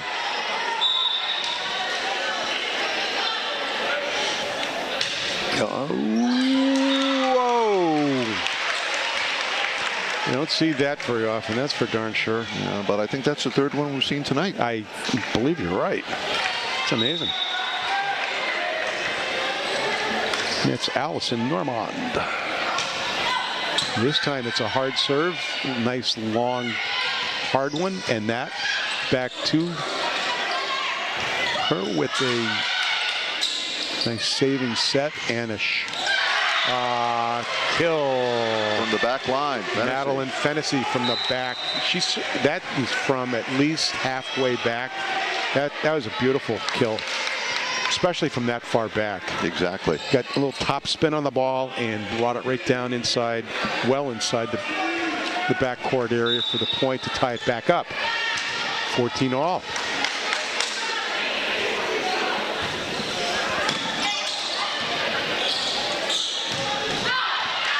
And Bedford scores again, I believe. Yes, clean win by them on that.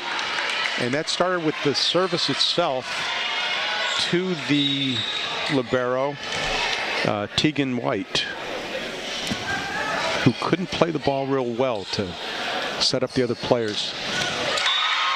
And then she's deadly from that outside spot. That is her spot. Is there can you see a mark on the floor over there, Kevin, for her to stand by? I mean, that's the sets to her. It takes both. It's not just her. It's the ball being set to her in that place. But again, this is where practice comes into play.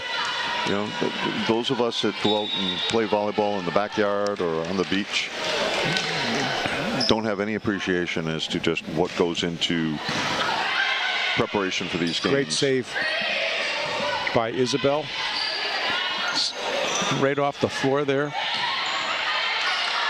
And who made the save off the floor with the magic dig was Jillian. And Jillian again. In the middle of the backcourt area. Hit out of bounds on the spike. Yeah, Dana Still. And that was not Jillian up there. That was Dana Still. She had the right idea, but was looking for a spot and didn't hit it. Yeah, we've got 16-15, Kevin. I'm glad we're up here, and I prefer to be here than coaching, of being a parent. Oh, that was probably long, and that was one of those decisions. Was that Jillian? Mel McCarthy with... I'm not sure. What do we got? A double hit? Nope. They're saying there was a violation on... Yeah, double hit. I think. Goffstown's part. No, it had something to do with the net, I believe. Thought I saw... I don't know. Either way, Bedford point. This is a tough one. Nice by Isabel. Back set and a violation. Is that... No, two hit. Yep, that was two contacts. Two contacts. It's coming right down to the wire, though. 17-16. When I worked a couple games over at the Pinkerton gym, we were positioned twice as far as we are from the court right now. It was easier to see some of this stuff. Well, the bleachers in Pinkerton are, you're sitting way up high. I know, you've seen them multiple times. Oh, yes. Nice block by McCarthy. Big by Fennessy, set and kill. Kate Allard. The substitution, I think, coming from Bedford. Kate coming out. This is one of the things that if I were coaching and I had a player that had just killed, but I think this is for the, again, this is all systematic. But if you'll notice, the substitutions are always the same people for the same people at the same time. Mel Gibson, stronger server, looking for that. And point. Bring it back to a 1-point game, 18-17. Wow.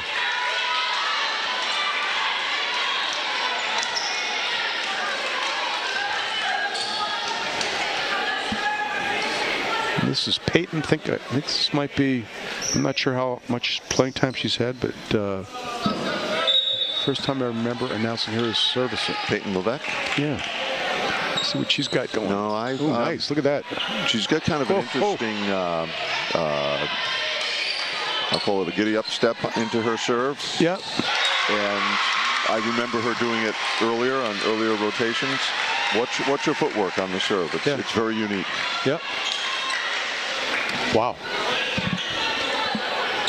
And that kill was Dana Still again.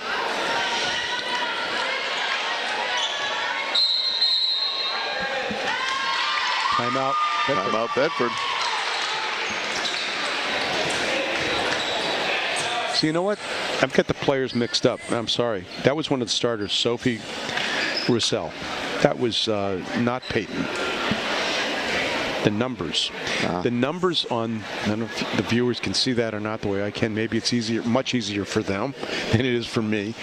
But the one, if you notice that on the Goffstown jersey, is, to me, looks like it's almost a 7. Number 1's on the bench. Yeah. Number 1's on the bench. Yeah. Yeah, I don't think she's played, but no, I'm not positive. And number 1, oh, by the way, is their lone freshman. Gotcha. Goffstown has 8 seniors, 2 juniors, 2 sophomores, and the 1 freshman. Bedford has 1 freshman as well. Eva's 8-2-2-1 as well. Exactly the same class lineup. Next year could be a challenge for both schools, but who knows? See the footwork? She's got the little extra. Yeah. Nice kill attempt, however, saved by Jillian.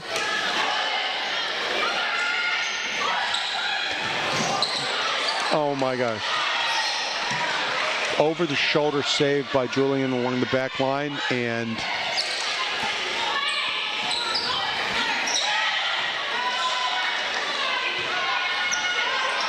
Montgomery over to Madeline. Madeline can't keep the ball in, and that's going to put Goffstown up. It's the first time they're ahead, I believe. I think it's time to put the leftovers in the fridge. We're not going home anytime soon, it feels like. 18-19. Oh, nice dink. Yep. Beautiful. Madeline Fennessy. 19-0. Oh, wow. Yep. The comment you just made, I have not had dinner yet. I told my wife, no, I'll be home pretty soon, so In the same boat as you. Same boat as me. That's why I've been snacking on Twizzlers here. Maybe we can get Bill and Andrew to take us out to dinner someplace. Is Bill listening? No, Bill is listening now. Try to shake it. Ace. Is that the first untouched ace of the game? I don't remember seeing another one. Might have been the second, but again, Isabel Montgomery. Communication is important, and at this juncture of the evening as well. That was huge. Wow, huge. Here we go again. Oh, I thought. Yep. Did you hear that? Yep. Somebody screamed out. Yep. Oh my goodness.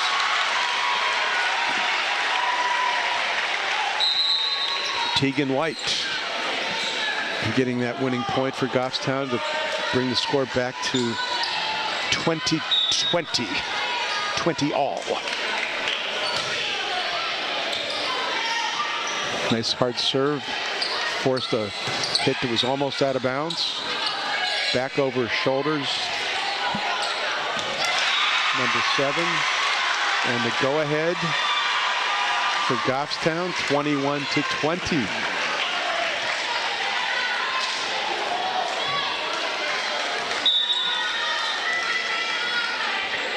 Wow. Great service. Diving opportunity. Tried to save that. Beatrice Beskar trying to keep that ball in. It was hit hard and low, and she had to move at least 8 feet to get to it. Couldn't quite get it directed back up into the court. Dana's serve and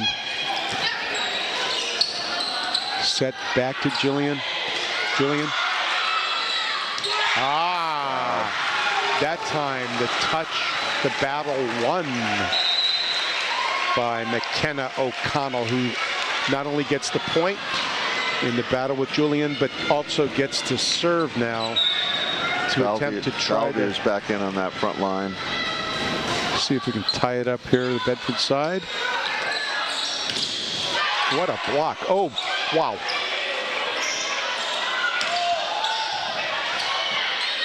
Great position shot by Julianne there, and Varsity. Julianne with a block. Saved the back line. Wow. I was going to say, it felt like we were going to have another one of those marathon rallies going here, but really nice ball placement on the part of the Goffstown player. Wow. Julianne Dana's show brought to you here from the Bedford Bulldogs Gymnasium tonight.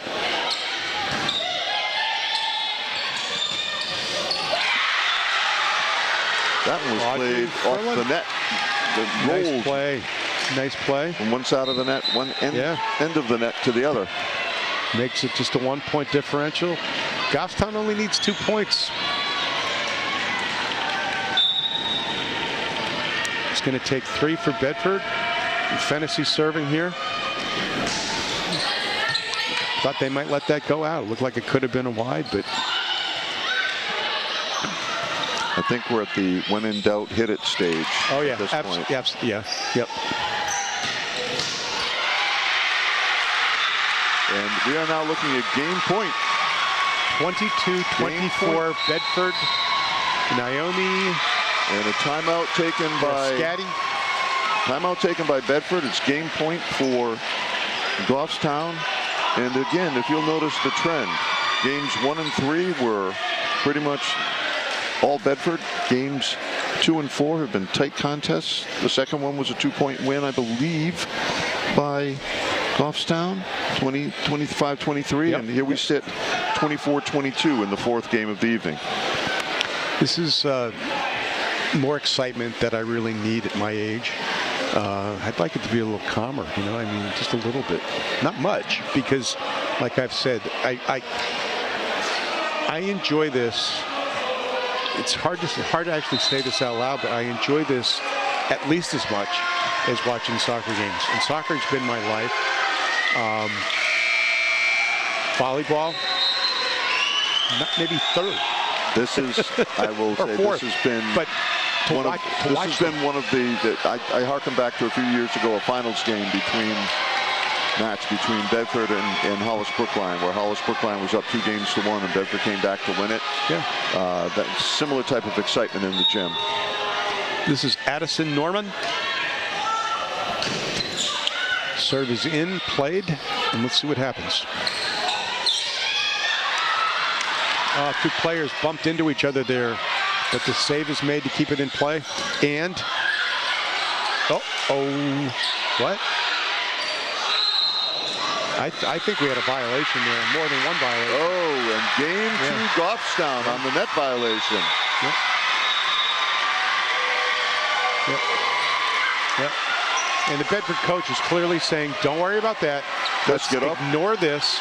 Let's concentrate because we have to win the next one. You got 1 more to go. We have 1 more to go to decide this. Now this one being the rubber match, if you will, rubber game, it is a 15-point win. There's an explanation being, that's right, they are, it's a coin toss as to who's going to be sitting where, who's going to be serving.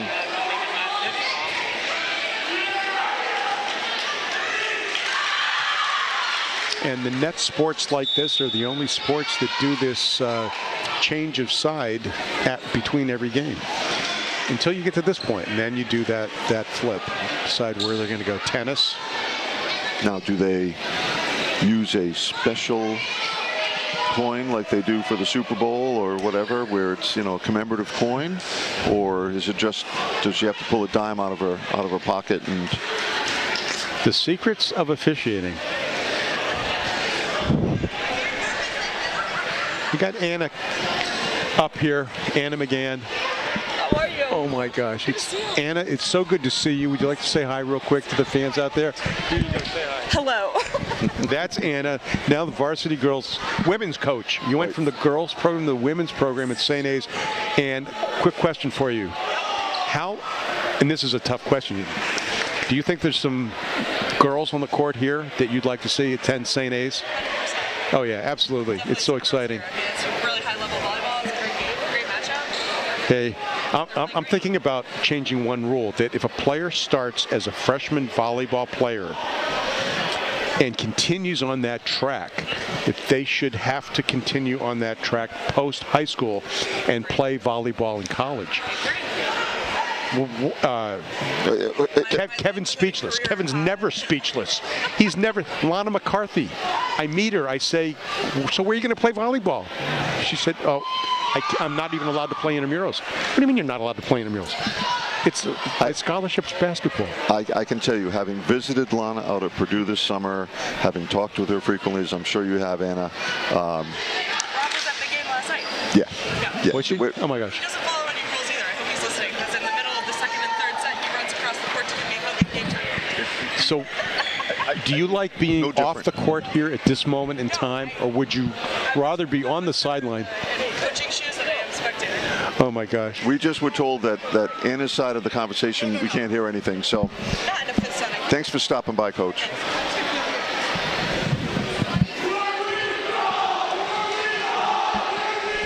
So that one-sided conversation with Bill Klein talking to himself. I can attest. Apologize for the fact I can attest that there really was another human on the other side of that we conversation. were having a conversation. I thought I had moved my mic close enough to her, but that was obviously our four-time state championship prior coach, Anna McGann. She has moved to the exit door viewing area, so as soon as the game is over, she can make the speedy exit. That's what it looks like. Yep. Just like at our elections here, you got to be the first out of the door if you want to get out of the parking lot. That's exactly Everybody right. leaves at the first thing in the morning. That's when we have Speaking of which, will we see you again in a couple of weeks? You will see me. It's more than a couple of weeks. Will I see you?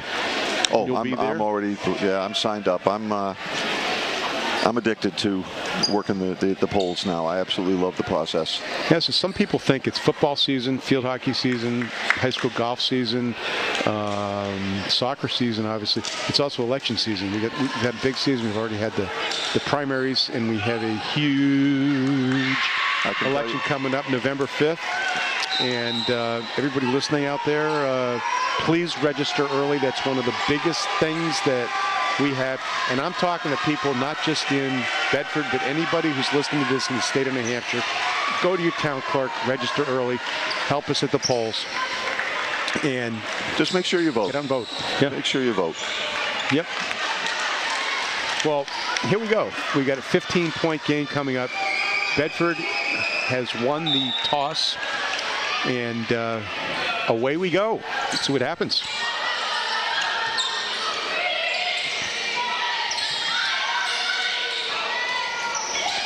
The first point will go for Bedford. I almost called that a little too soon. That's like calling a runner safe and then out at second base, and then the player drops the ball and you got to change your call. First point goes to Bedford. That should be a good omen, I would think. They'd be happy. Oh, wow. Omens. I'm not going to say anything negative about that hit, but unfortunately, Goffstown, as well as they've been playing, there haven't been many errors at all.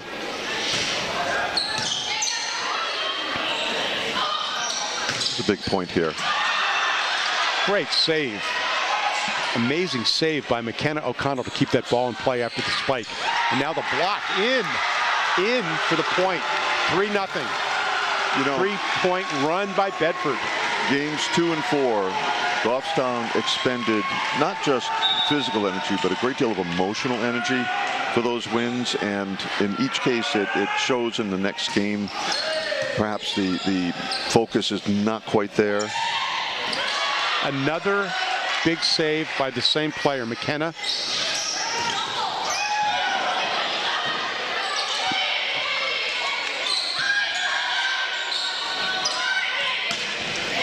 Yeah. Wow. 4 in a row. Timeout, Goffstown. Good job, Coach. Coach Josh Ambrosino. I'm going to give it extra accent. Ambrosino. I think he's been there for the last 4 years at Goffstown. Yes. Yes. One of their captains, Meredith Whiteburn. Winterburn. Winterburn. Correct. Winterburn.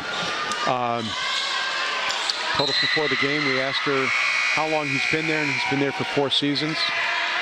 Goffstown, by the way, did make the tournament last year, but went out in the first round. I think they were ranked 7th. Salem beat them in the first round. Ooh, good decision on the part of Goffstown. That was an easy decision. Give Goffstown their first scoring opportunity, 4-1.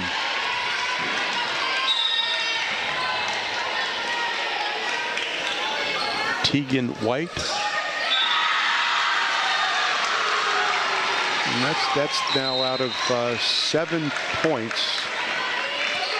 That's 2. Thought it was 7. 6 points. Correct me on that. 2 of the 5 points Bedford's gotten have been through their opponents' unforced errors. Point to Goffstown. Basketball coach Frank Marino just walked by. I think his 7:30-ish to 9 basketball workout is not going to happen tonight. he's walking out rather morosely, rather glumly.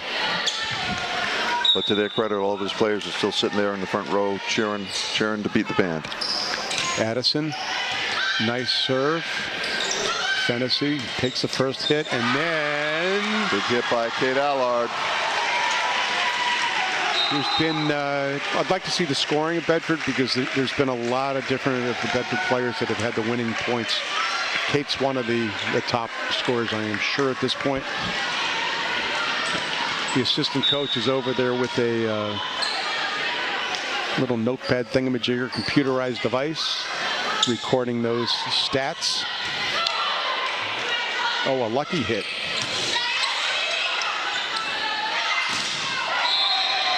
Net violation. In a 15-point game, 7-2 is kind of a big lead. Yeah, a 5-point differential, and you're looking at 13 versus 8 points that one of the teams has to score. That's a huge difference. A comeback. Nice touch, little back. However, oh my gosh, look at that. Oh, and there's the power again. Striking, yeah, she just basically was in protective mode, and the force of that shot carried it right back out of bounds because of the angle of the hit. Audrey Bayer, the mechanics on that, when you hit, the ball's coming at you that hard, you have to actually have your arms pulled back. You can't move it forward at all. Ball out of bounds, point. Point for Bedford. 8-3. So, again, if I want to explain that real briefly, is that when the ball's coming, usually you want to hit the ball forward, right? You want to swing your arms up and out on that under waist level hit. On that, the only way she could have played that properly would have been on the contact of the ball to already be moving her arms backward. They're not sure. We're going to have a replay on that one, replay. folks. The thumbs are up. This is the first time we've seen that tonight, but it was undeterminable. And, of course, like I had mentioned earlier, when we get to the playoffs, there'll be an official back there, which usually eliminates that. Usually. But in this case, neither official was able to get a good eye on whether that was in or out, and made the right call. And not only made the right call, but the mechanics of it was perfect. They immediately echoed each other. Confidence to the crowd in and the the vernacular players. of young kids, do-over. Yep.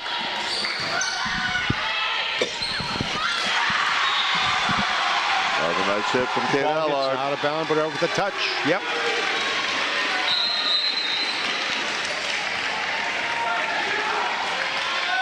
Nine to 3. With Beatrice back serving for Bedford. 6 points to go for Bedford. Good hard serve to the net. Oh! That time, Timeout taken by Goffstown. Dana Still was in that position that's been owned by Julianne tonight and was not able to convert. Hit that down into the net. Unplayable for her teammates. 10-3. Most definitely has been an evening of momentum shifts from one side to the other. Bedford to Goffstown, back to Bedford to Goffstown, and at the right time, it seems to be going back to Bedford. And you know, the consistency, I think we've basically seen the same coaching style that Anna had, the way Naomi is handling the team overall, which probably is part of her success this year, is the coming in. Yep. And continuing what's been working.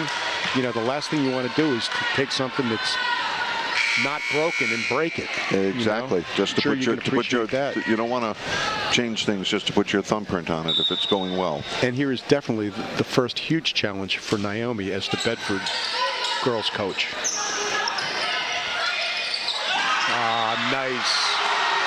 Nice. The only thing that could have gone wrong on that would have been had the Bedford player touched the ball over the net, but she held back. The timing of that little jump, Yep. very simple, easy. It's like a soccer player kicking the ball out of bounds when they're open net Again, right in front. You know I what I mean? can tell you, there's another ace, and communication non-existent at critical points. Yep. At critical times, I should say, creating critical points. When you have an opportunity to win a point, and again, my analogy to that open net, and you're inside the goal area in the soccer field. Oh, look at this. Holy moly, Beatrice Beskar. 2 points away from what will be a well-earned victory, and important win for the Bedford girls, if they get there. We're not there yet, Kevin. We've seen stranger things happen. Nice spike. Great save by Tegan. Oh my goodness, look at this. Oh my God, this is out of the world. Oh, what do we have? Double hit. The way I was watching the play, I didn't see that and yet, call made. After all that, it's still 13-4. Yeah. You know, you can make a mistake and still feel very safe that it has not had a big impact on what's going on.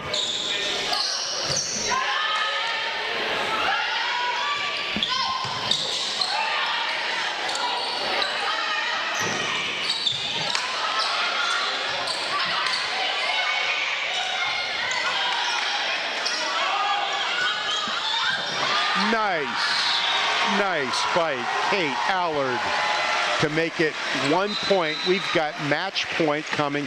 And Kevin, before I forget what I just envisioned, this reminds me of the last 4 years, Bedford versus Hollis.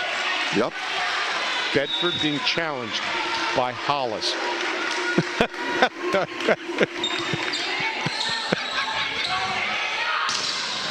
Oh, and another common sports comment. Both teams are leaving it all on the floor, the court, the field. Go. They have put out tonight every bit of energy that it possibly can muster. Okay, my favorite server here with a little hop step. Yeah. There we go. She places the ball very nicely. Yep, that's game point off the block. Ball game. That's it. Game, set, match. Game, set, match. I think. Yes, Yep. it is. Yep. Double whistles and the hands together. Teams come together at the net, slap, shake. I don't think anybody shakes hand anymore, do they? That's in the olden days. Coaches do. Kevin, I'll start with a couple comments just real quick. That this was number 1 versus number 1 tonight. 2 undefeated teams. Absolutely outstanding efforts. And I'm going to shout out to the officials as well. Although there was some little bit of controversy there, maybe, the way that they handled this match under the pressure that they had as well was amazing. Well, both teams look like they may, as you said earlier, end up being face-to-face in the finals. And if we had stats, I'd shout out some specific girls. But I'd rather, at this point, leave it kind of wide open. And, Kevin, let you wrap this thing up tonight. Well, Somebody wants to get home? Most certainly. I will tell you that It was a fun game to watch. It was a fun game to call. And as I stated earlier, I think we'll see both these teams opposite each other at some point later in the season. For Bill Klein, I'm Kevin Gibbs. This is BCTV. Andrew Fenn producing. Bill Jennings behind the camera. Thank you for watching. And Friday night, I believe we'll be broadcasting the Goffstown at Bedford football game as well at 7 o'clock. Be sure to tune in.